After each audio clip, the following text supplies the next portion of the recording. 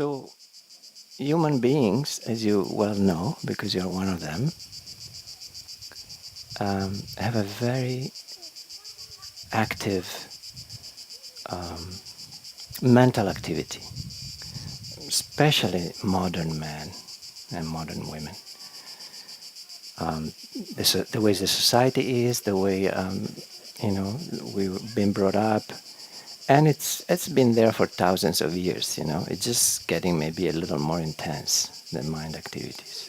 But in the time of Buddha's was already there. That's why he had to go around for 30 years and starving and doing all kind of things because he also had a mind. So if Buddha had a mind, we're cool. No problem.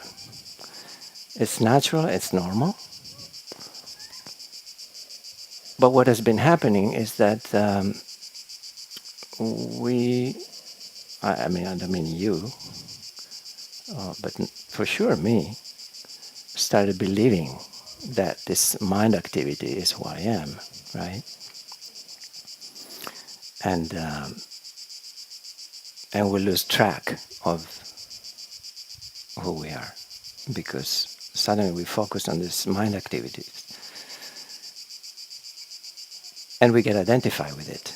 Yeah, so we get really into the story and we think a lot and we think we're going to solve all the problems in the thought, and then I cannot let it go because it's very important, and it's millions and millions of thoughts, and we always think that they're very important, but most of the time they're not.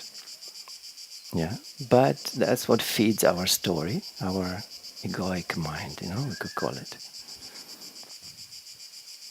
So why is this a problem? Well, it's a problem because, for example, there is very little silence and there's very little space inside of us. And why silence is important? Can't we just keep thinking until we kill ourselves from thinking? Silence is important because it's in silence that the true thing or the reality is revealed to us. It's not through thinking, Through thinking could never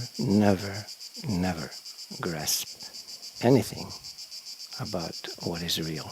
Because what is real is so immense, and the human mind is just like a little expression of that immensity, so tiny. How could we understand anything with such a tiny tool? How can we understand the immensity? Yeah. So that's where silence becomes important, because that's within that space of silence that what is real gets revealed slowly. And the more silent we become, the more it gets revealed. Okay. So it's a choice. Do I want to, use my day and fill it with thinking? Or do I want to have a day that has some thinking when it's needed and some silence when the thinking is not needed? So meditation is a little bit that. It's becoming aware that we are not this thinking process.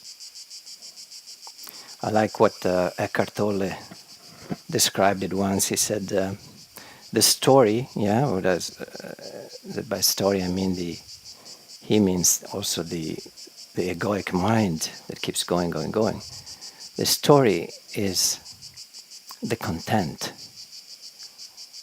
and who you are is the container. Yeah.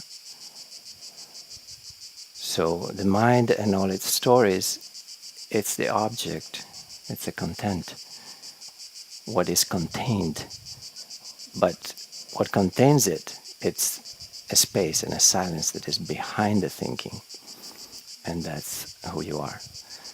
And so he used to say, unfortunately, modern men, they're completely lost because they believe they are the content. and not the container. So meditation takes us into the container, into realizing, oh, there is space and there is silence.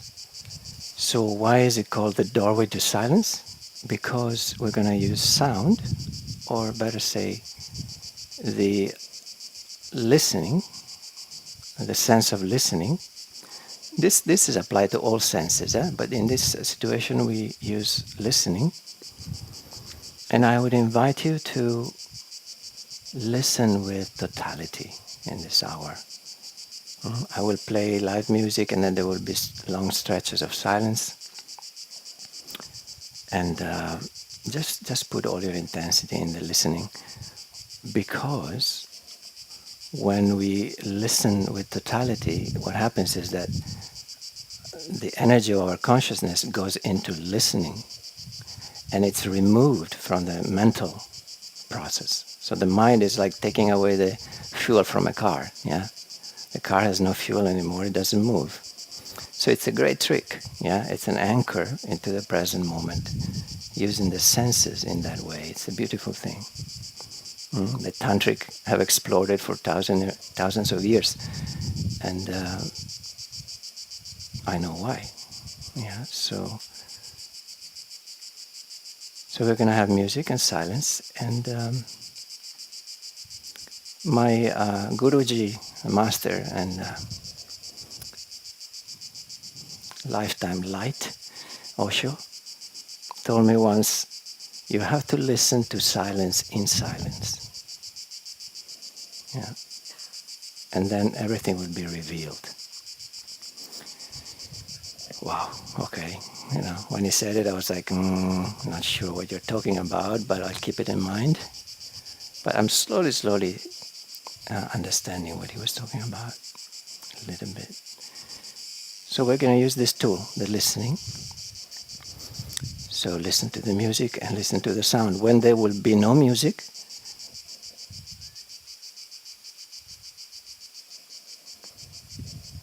plenty of sounds, right? There's a lot to listen to. And then, if you want, you can go even deeper and listen to the silence that is behind the sounds, which is the container. Silence contains all sounds. So sounds arise out of silence, disappear into silence. And silence is always there. So, we listen. First, it's easier to listen to sounds. Yeah. When the mind becomes very still, we can also try to listen to the silence behind the sounds.